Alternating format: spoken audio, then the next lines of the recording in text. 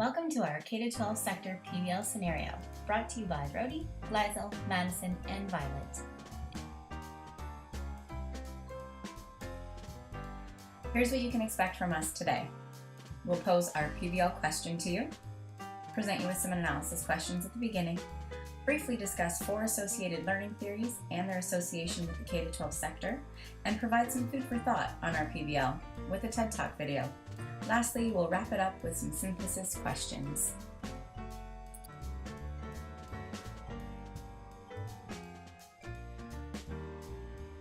The question we've posed is, would a standardized curriculum shift from a predominantly behaviorist and cognitive approach to a connectivist method of learning benefit our K-12 system?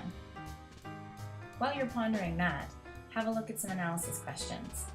1. Compare and contrast the benefits of each of the theoretical approaches given in this video as they pertain to the K-12 sector. We believe this will help you formulate your thoughts for the synthesis questions at the end. 2. In what ways does behaviorism fall short with regard to online learning? 3. Give an example of a cognitive experience that is enhanced through use of virtual tools. 4. Differentiate between a cognitive constructivist and a social constructivist. Behaviorism is defined as the theory that human and animal behavior can be explained in terms of conditioning without appeal to thoughts or feelings, and that psychological disorders are best treated by altering behavior patterns. As seen in the model to the left, the stimulus is provided by the instructor, who is then given a response from the learner, and then provides reinforcement to the learner, which promotes behavioral change. When looking at the behaviorist theory specifically, there have been a number of online learning programs created to enhance education, such as the ones listed on the screen. Throughout some of the literature, Jonassen stated that CAI can increase achievement because it leads to the enhancement of lower-level skills through extended practice. Jonassen uses the example that, in the tutorial form of computer-assisted instruction, the computer provides additional information to the learner if an incorrect answer is supplied.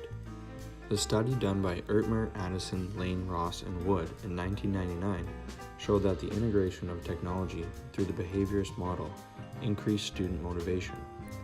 The study revealed that the teachers believed technology was an incentive or reward that motivated students to complete assignments, and it made lessons more engaging and fun. In a separate study, Kulik states that students enjoyed being taught by CAI and developed more positive attitudes toward computers in CAI classes. This directly links the usage of technology in these courses with the behaviorist theory and the outcomes the educators were looking for.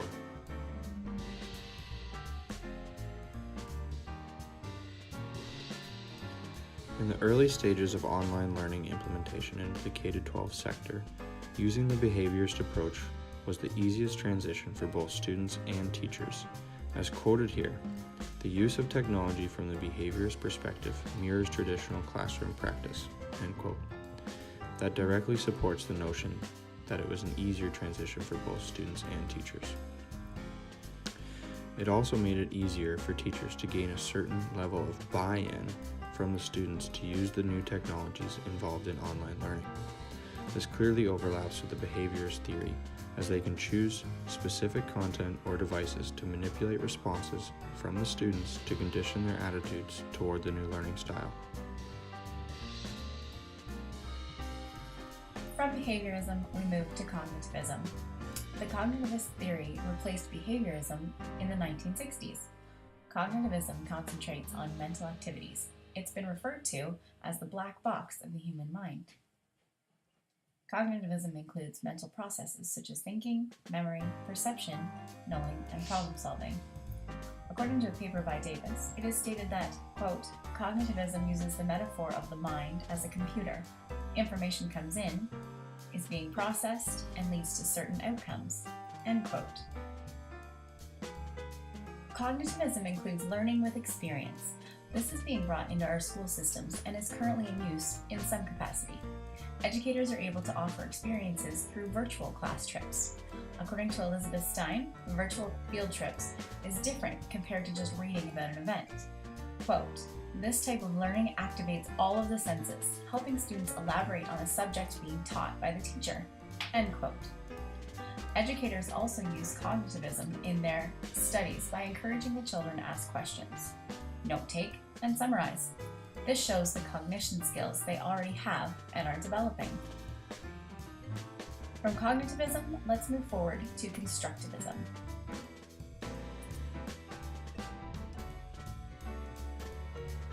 What is constructivism?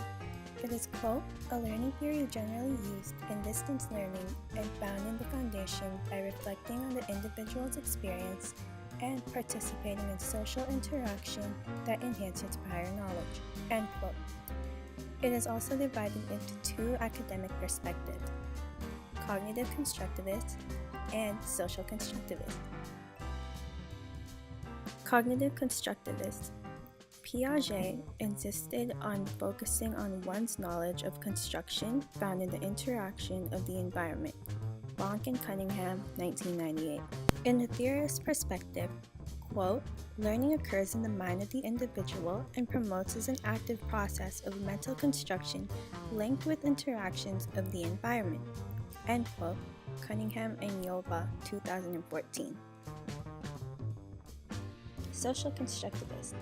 Vygotsky insisted that, quote, "learning is a connection and assumption from the social cultural context within which we are all immersed," end quote. He also mentioned that learning in children occurs in the zone of proximal development. That is when the task that children cannot do on their own and they require assistance from either their peers, teachers, or other adults. The link attached is a 3-minute video on constructivism about Vygotsky and Piaget's approach on the model. So you can sit back, relax, and enhance your prior knowledge on constructivism. So what does the K-12 sector benefit from this approach? Well, during the time of my research, I did find a lot of things, but here were 4 of the things that spoke out or that made me open my eyes even more, such as learners' confidence are enhanced. 2. Critical thinking allows learners to construct their own understanding and gives them ownership or pride to what they learn. 3. Learning is based on past experiences and prior knowledge. And 4. It promotes a collaborative and diverse communication or discussion with peers and teachers. So exactly what is connectivism? Well, connectivism is one of the newer learning theories developed by Siemens and Downes in 2005. It's based on the idea that knowledge already exists. It just needs to be absorbed and explored by a learner feeding off of their collective community by way of various technological formats. With regard to the K-12 sector, connectivism could play a huge role. It would provide opportunity for teachers and students to interact by way of methods the students choose. If a student learns best from reading, then they could read.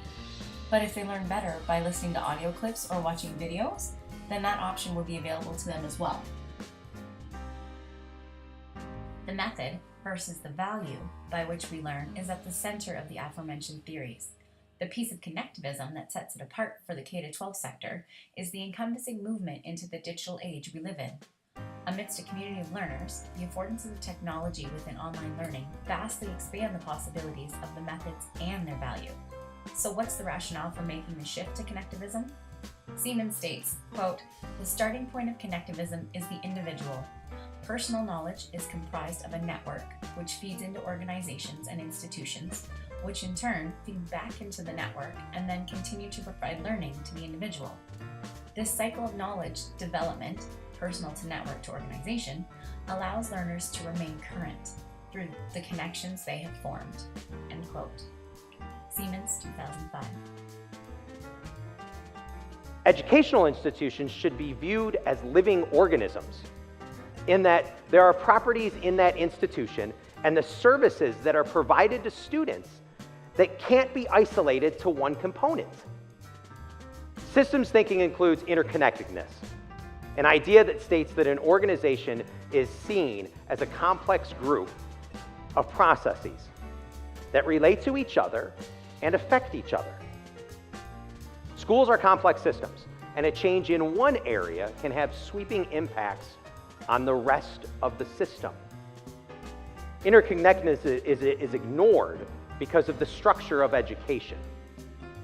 Instead of individualizing plans for students and creating an atmosphere where students master core concepts before moving on to other concepts, we just test students and move them along the assembly line. In closing, all theories we've discussed are being utilized in some capacity in the K-12 sector. There is much research as to why these theories were working, but with the direction technology and online learning is heading, is it time to shift away from traditional curriculum, namely behaviorism and cognitivism, for the next generation of learners? There are gaps in the research for online learning in K-12. Unfortunately, that must be addressed first in order to incorporate all best practices under the broad umbrella that is connectivism.